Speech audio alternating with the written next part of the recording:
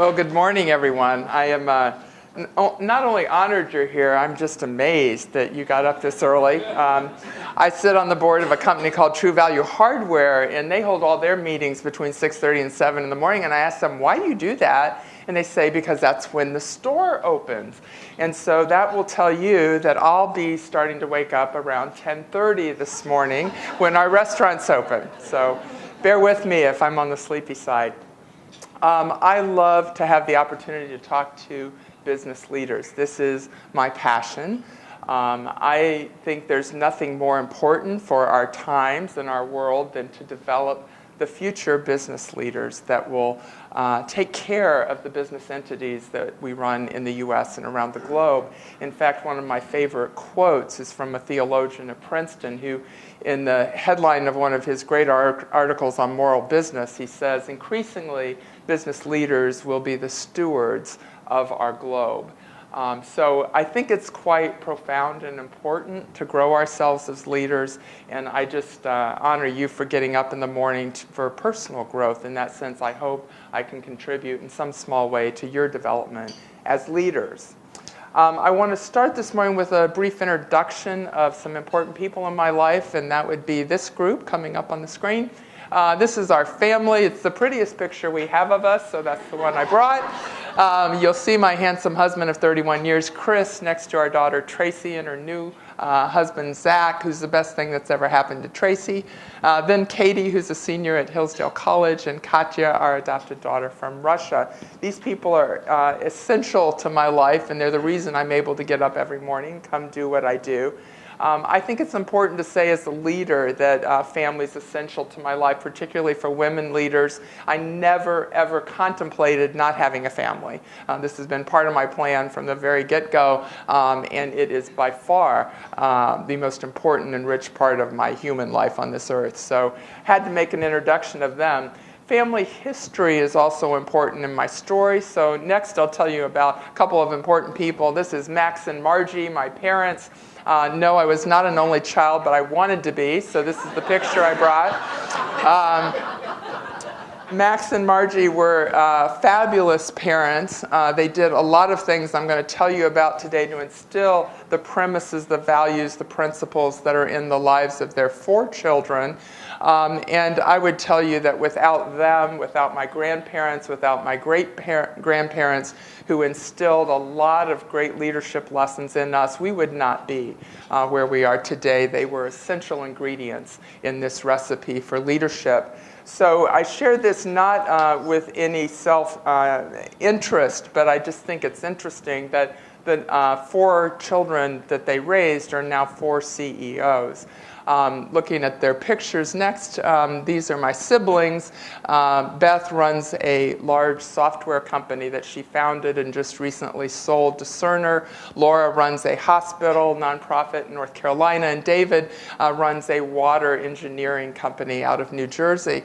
And so when I tell you that, I just tell you I've been puzzled about this all my life. You know, what kind of parents would end up with 4 business leaders like these siblings that I just hold in the highest regard. So I think it is an important thing to think about as parents, is what we do to instill leadership in our children. My parents, I believe, did these things. They first and foremost created a foundation for values. They celebrated each one of their children. I call that giving your children dignity. They never told us what to do. We never had to be a doctor. We never had to be a CEO. We never had to be anything, but we had to use our unique talents, put them to work, if you will, and they just encouraged that in every way. I took gymnastics. I was horrible at it, but they still encouraged me to try it until they saw me in tumbling class and said, well, maybe we can find another thing that you do well. So they really celebrated the things we did well, and they kind of shuffled aside those things we were not so great at. They were Midwestern people from great family stock, and they had work ethic. My mother was a teacher. My father was a businessman. They worked really hard, and they never whined about that. That was never a problem for them. So we came to know that work was an important value, and it was important to feel good about your work and attend to it. My parents valued an educated mind. My father, to his death 3 years ago, would call me weekly and make sure I was educating my children properly. They truly thought that education was essential, a certain kind of strong liberal arts education where you actually read original literature and know the classics and know the principles on which our country was founded. I could go on and on and on. It was a really important value, and it did greatly impact my children's lives that their grandparents took this so seriously. My parents emphasized integrity over ambition. Now, my father was a very successful businessman, but that really was never the point. He always talked at the dinner table about how he used the principle of doing the right thing in business. He never talked about how much money he made or how many times he got promoted. He ended up running a company that was in manufacturing electronics, chips, stuff I don't understand. 16 countries in Asia, so he was a very talented manufacturing person. But he talked every night about his people and the challenges of developing his leaders and the challenges of making the right choices. So always integrity over ambition. And finally, and I believe most importantly, our parents gave us a foundation of deep faith in God. I look back on it and I'm not even sure how they did it, because it wasn't about going to church. It wasn't about any particular ritual. It was all about how we thought about things, the principles that came from biblical principles. And this included my grandparents. My grandmother routinely lectured me that anxiety was sin. And I didn't understand that till I was about 50 years old. But she kept quoting, these verses and saying, there's no reason to be anxious. God has it all covered. And I started to believe her when she was about 98 years old. So faith was a really important part of our upbringing, and I think shaped us greatly for leadership. And I'll talk more about that as I talk about my work. Everyone always wants to know what your personal career path was, so there's one slide on that. We're going to go through that quickly, but maybe it will give you some insight on the education part and the career development part. I started, like most, getting a college degree. Mine is a master's in business and marketing and finance. I loved marketing. I hated finance. I thought I should do one of each. And so I graduated at the age of 22 with a lot of degrees and robes and ribbons and stuff, but I had zero work experience. So my real career and life experience began at a company I love to this day, which is Procter & Gamble in Cincinnati. It's a great enterprise that takes leadership development seriously, and I needed that. They invested in me. They literally taught me how to do a budget and how to run a meeting and how to show up in the right clothes for work. They kind of got me organized for work and for leadership, and I'm forever grateful to them. I serve on one of their advisory boards today in some hope of giving back for that great foundation they gave me. I followed that up with Gillette, primarily because my husband wanted to get his MBA in Boston. So we went there and enjoyed that experience. And then I had a long career in the food industry at RJR Nabisco, running Planters Nuts and Lifesavers Candy. My children thought all houses had lots of candy in them and that Halloween was stupid. That's the first half of my career. It led me to the food business, which I will tell you I did fall in love with.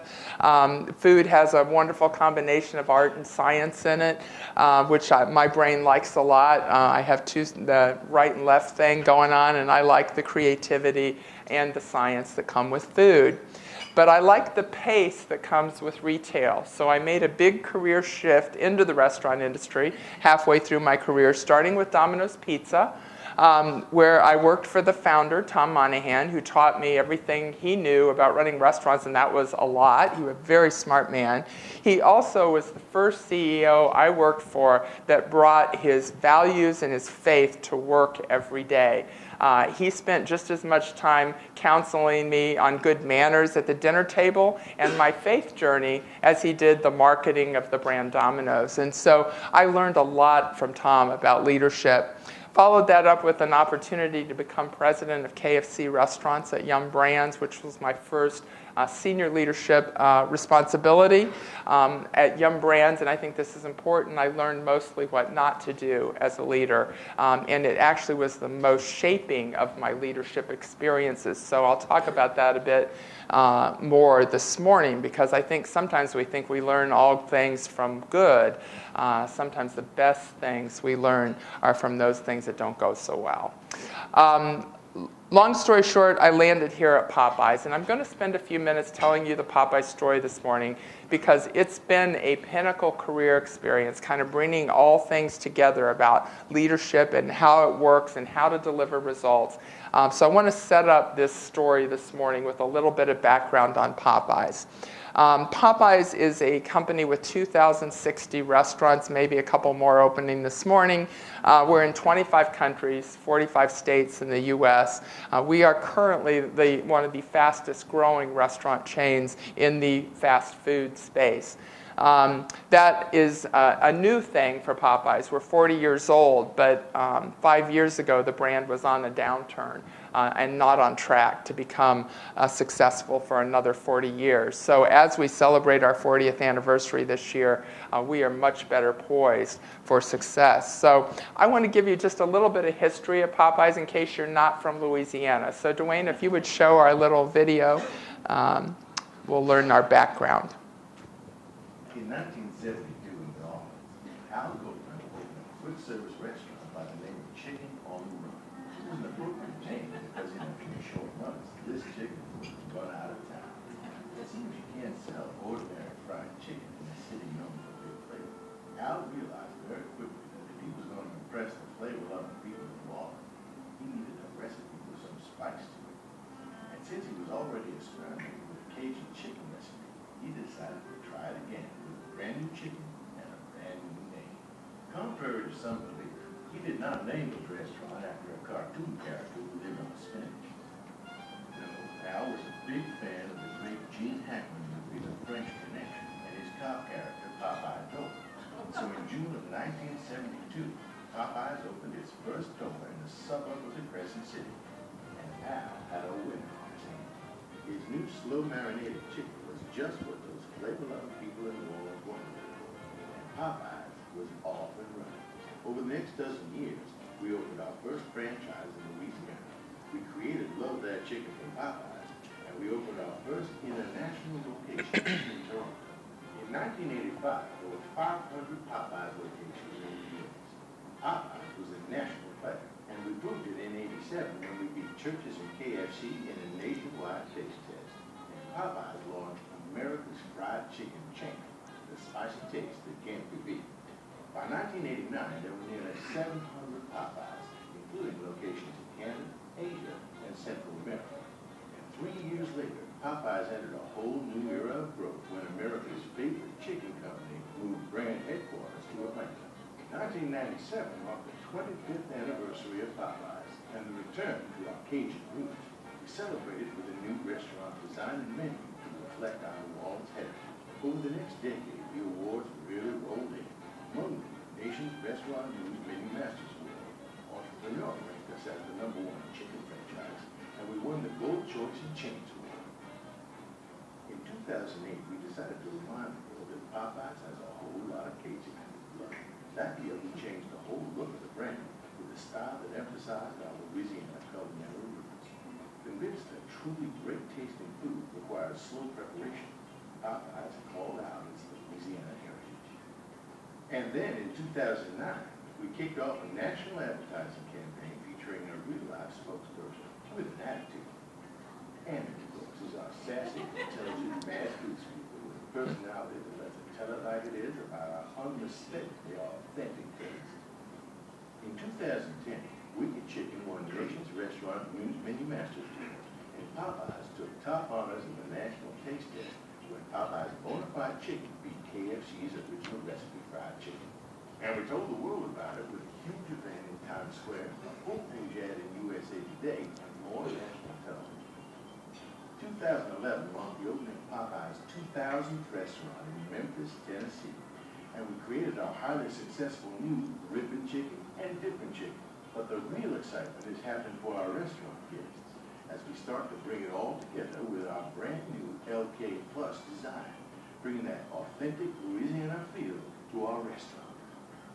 So here we are, 40 years from when it all began, with over 2,000 restaurants in the U.S. and around the world. We're in a position of leadership. We have a loyal, growing fan base that's hanging on every word and it says. We have fresh, new ideas behind us and a lot more ahead of us. But grab a hold of something and put on your seatbelts, because like Annie might say in a moment of quiet reflection, Honey, you ain't seen nothing yet. I don't think Annie does any quiet reflection. Annie is more popular than anybody in our company. If you try to go through TSA, all they want to talk about is where's Annie, how do I meet Annie, and which restaurant is she at. So she's been a great storyteller for our brand. When I tell the story of the turnaround of Popeyes, though, the first thing I have to talk about are our small business owners. We're in franchising. Our average restaurant owner has 5 restaurants. So this is small business. So 5 years ago, one of the critical elements of getting this company turned around and on a good trajectory was figuring out who we serve. We serve our business owners, our franchisees. These are not web pictures. These are real people who are in our business. John, Lal, and the Parikh brothers in Baltimore are people who have invested in our concept. They've put up the loans. They've mortgaged their houses. They put it all on the line to become a Popeyes franchisee. So it might not seem like rocket science, but it was new information at Popeyes that we should focus exclusively on helping these people be successful in business. And that has been an essential change in how we think about our business proposition. Everywhere we go, we say we are here to serve our franchisees. So we started with a business plan. It's called our Roadmap for Results. We worked on this plan with our owners. It is not rocket science. I say strategic plans rarely are. They just define the things you must do to be successful. So in our business, there's 4 things. First, you have to have a distinct and relevant brand. We think we do because everything from Louisiana is distinct and relevant. We think running great restaurants is the essence of the business we're in. If we want you to come back often, we need to delight you and give you a great experience when you come. This is a growing competency of our firm. It has not been historically our strength. Third, we think growing the profitability of our restaurants is a core competency because that's how the owners survive, right? So we have brought that to the party and said we will measure everything we do by whether it makes money for our owners. Interestingly, 5 years ago, we didn't even measure our owners' profitability, so you wouldn't have known, good or bad, whether they were having success. It's been a huge part of making this brand more successful, has been making their business more profitable. Fourth, we have been working on growing our restaurant. As we like to say, if you do the first 3 things in this plan, it's a lot easier to grow, right? If your brand's healthy, if you're giving a customer a great experience and the restaurants make money for the owners, then the owners tend to want to build more of them. And that is certainly the case. Today, the new restaurants that we open, we're building more than anyone in our industry, drive-through restaurants than anyone but McDonald's. And the reason that's happening is the returns for the owners are the highest in the industry. And they're excited about opening those restaurants. Today, our new restaurants do 50% more volume than our current restaurants. So they're delivering for the owners.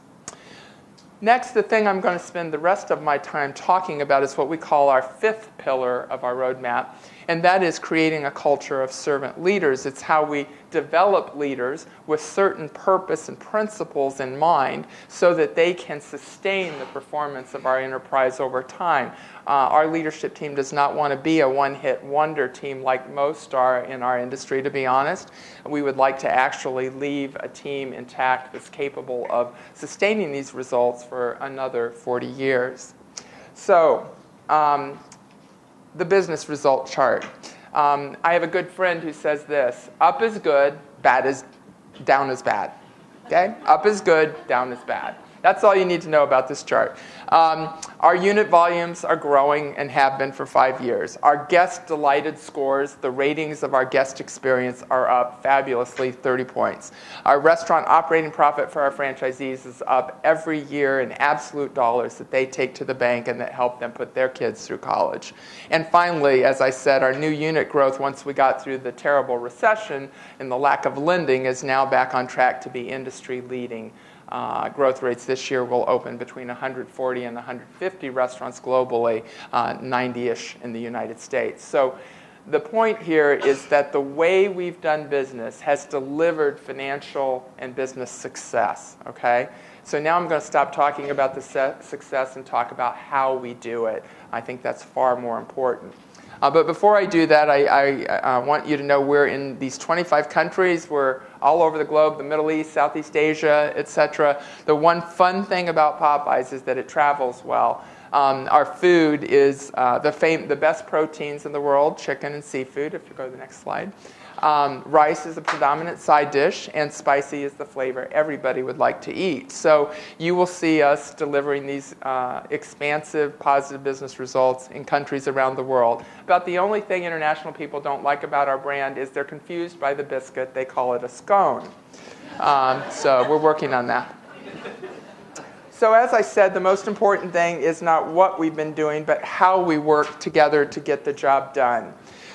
First and foremost, it's about trust. Steve Covey says trust is equal parts character and competence. I love both of those two C words, character and competence. You can look at any leadership failure, and it's always a failure of one or the other. And I often say it this way, if an organization's failing in competence, I talk to them about being more competent. And if they're failing in character, I talk to them about having more character. Usually it's one or the other is the business issue at hand. And when you get both right, you usually are blessed with extremely good performance results. But trust is the foundation of all business success, because business success is about relationships with human beings. And trust is essential to have good relationships with other human beings. So when our team came together, this is our leadership team. These are the people I'm proud to be associated with.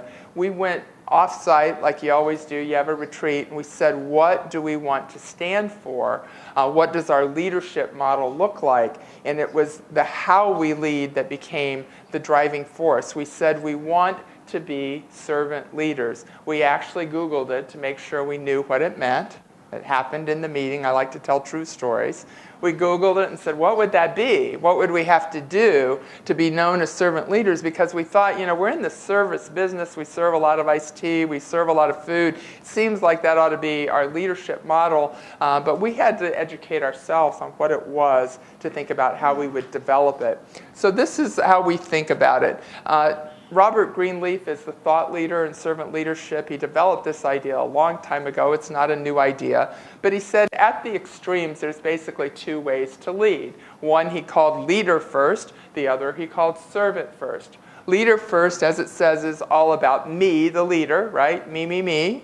It's about having power, wielding power, winning for personal gain. And I love the word selective integrity. What selective integrity means is you do the right thing as long as it works out well for you.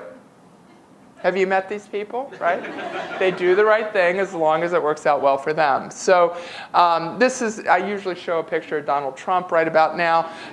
That usually captures the thought, because this is kind of the celebrated model of American leadership, right? It's all about the individual. It's the magazine cover profile. It's the, hair that's plastered with hairspray like his.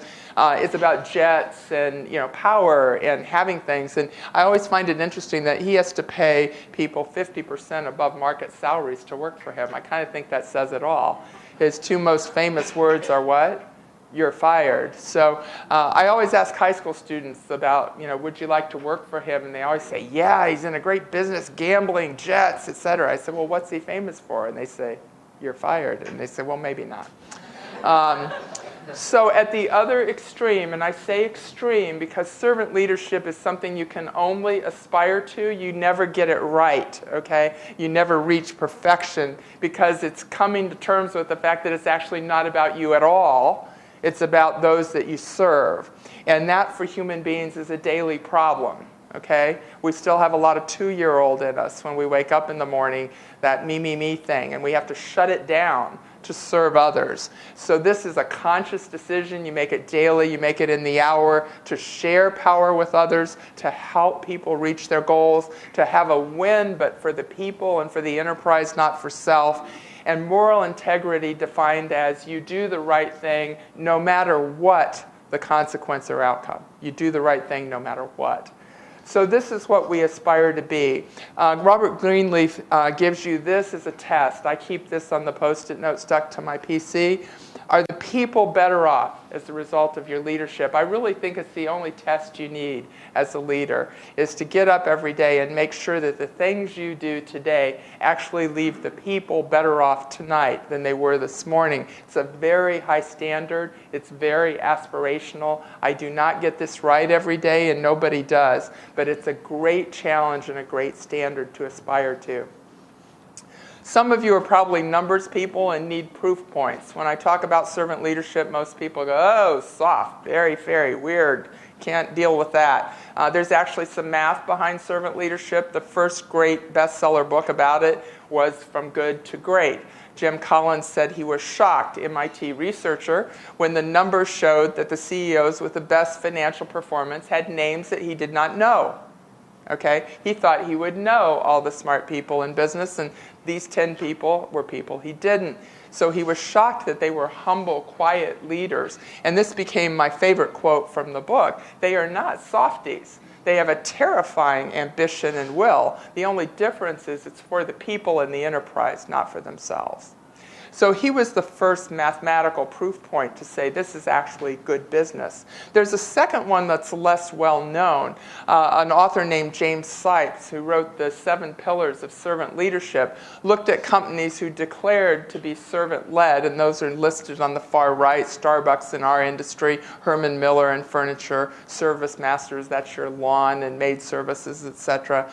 These were companies that declared in their value statements that they were aspiring to be servant leaders. And he actually ran the performance stats on the S&P 500, the Collins companies in Good to Great, and servant-led companies. And as you'll see on the next chart, it turned out to be good to be servant-led. This is the stock price performance of the companies in each category. And the servant-led companies knock it out of the park. Okay? So end of conversation to those of you that need numbers. This has, in fact, been the reality at Popeyes. We do not focus on our share price. We focus on how we do business. Our share price is up 440% over 4 years ago, which was kind of a bad time, we might all acknowledge. So for the past year, we're up 88%, which is still pretty good. So financial returns can follow good leadership.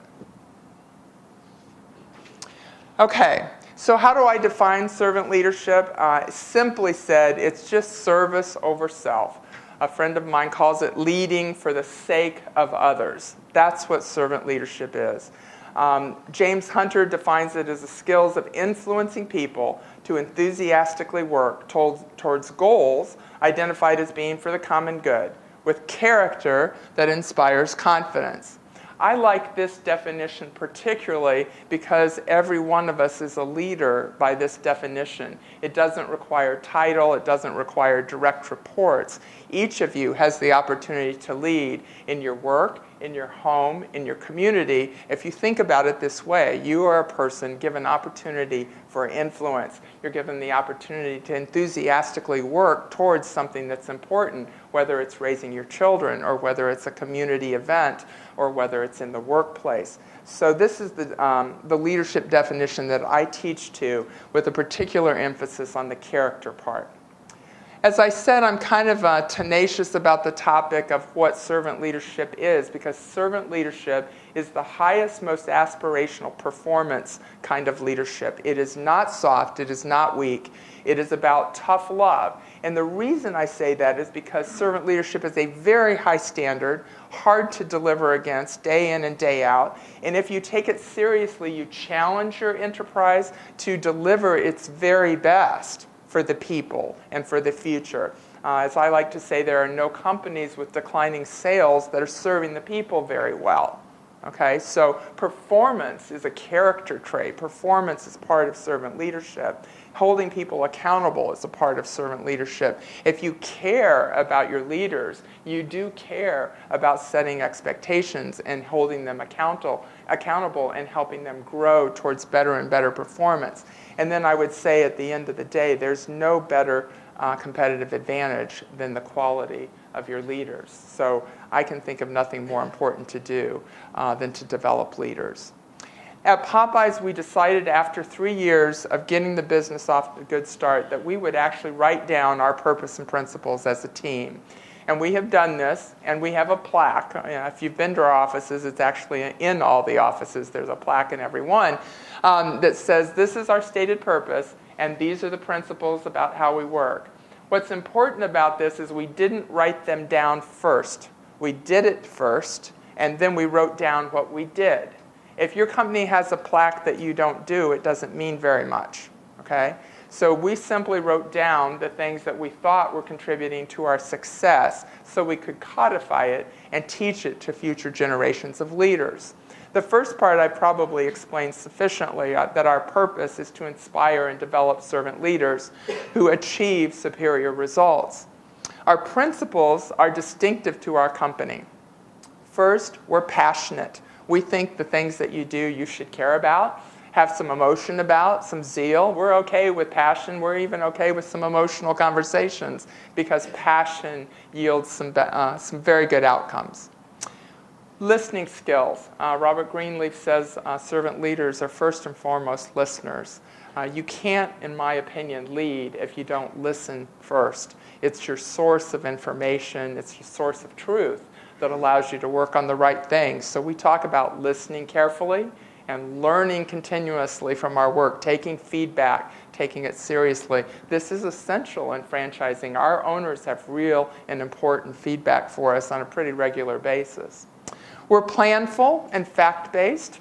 We want to make decisions based on real information, not hope and mirrors. So we're extremely intentional about our business plans. We plan our business 18 months out, and our franchisees appreciate that. It's much harder, much easier to follow a plan that's in front of you and is fact-based.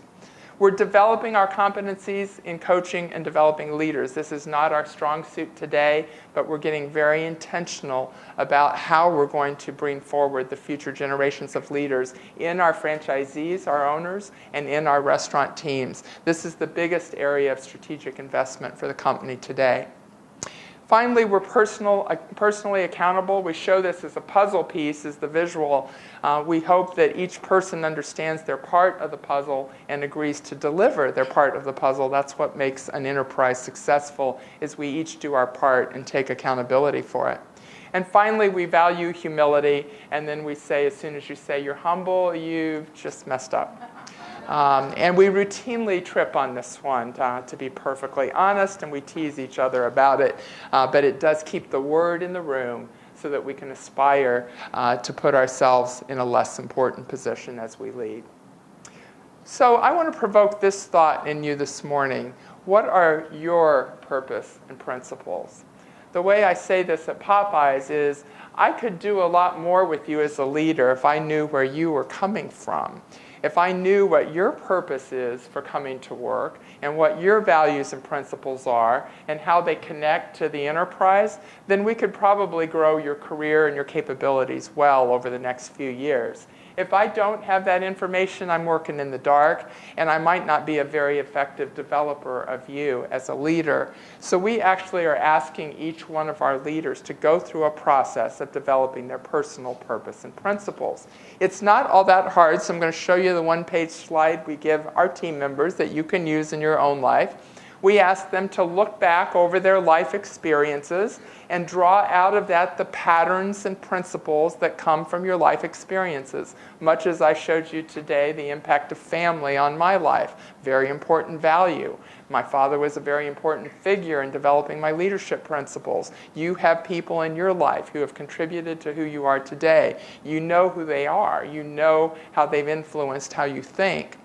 Values. We go through a simple value cards exercise that comes from John Maxwell. There's, 50 values, and you go through it and you pick your top 5. and then you figure out what they mean and how you want to bring them to work. This is, for us, all about how you show up at work and which values you embrace in that environment. And then we ask you to put it all together in a purpose statement. And this is very scary for people. I hope you can understand not everyone's thrilled about this exercise, right? Because it's revealing. Most people, I would argue 80% of people, haven't really thought about why they go to work beyond it pays the bills. So it's a very personal and provocative experience to ask people to go through this. We're getting ready. The people who did it 2 years ago are now getting confident enough they're going to put it under their name tag at the office. I think this is going to be interesting because it's a real vulnerability. It's a step out to really declare why you came to work and what your principles are. But I'll tell you what, it's just bringing tremendous energy to the workplace because people who know why they came today are a whole different bunch than the people who haven't figured it out yet. Okay? So it's powerful, and I urge you to do the self-exploration to get to your personal purpose statement. And so that you can explain it to your employer, I encourage you to be bold and courageous enough to do that, to say, this is how I come to work, this is what I bring, this is how I want to connect to this enterprise and add value. And I've never seen a supervisor who didn't want that kind of energy in the room. So I encourage you to go on that journey. I now want to share with you my process so that you get a sense of how this came to be for me personally, and then I'll wrap up. In my lifeline, I've shared with you the family foundation that I had. It was fabulous. It was strong. It was an important starting place. What I didn't share yet is that my real grow-up years were just a mere 10 or 12 years ago. I had some trials in my adult life that refined my character. There's a biblical principle that says something about gold dross, which I understand to be kind of ugly, but with fire it becomes gold, which is quite pretty, as girls would say. So this was my period of going from ugly dross to gold because tough experiences refine your character and make you a much better leader. I had a collision, that some people say 3 moons aligned, a collision of events where I had difficulty at work, outright failure at work, lost my job. Okay? And any of you who have lost your job know that that's not a good day. Very difficult time, had never experienced a lack of performance, a public failure. All that was pretty new to me and scary. Secondly, I had a health crisis. It was called breast cancer at the time. I'm sure some of you have had that in your family life somewhere, as 1 in 8 women are affected by it. That came at the same time for me. So a health challenge where I kind of had to face the fact that, what if I'm not here for the rest of time? I now laugh about it because I believe, that God gave me a birth date, and I think He also gives you a departure date, but we're a lot less comfortable with the second, right? When's that going to be, and why don't you tell me now? So the health crisis that really forced me to deal with how I want to live my life for the remaining days, however many I get. And then a family crisis just because things come in threes. I adopted a child at 11 from Russia. Good intentions on my part, just wanted to love on one kid that I thought I could help.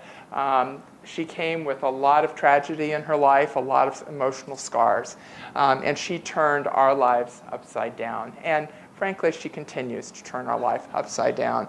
But I'll tell you what, Katya has refined my character. Katya has taught me, she's told me a lot of things, but she's taught me a lot about what it looks like to love someone that's not easy to love.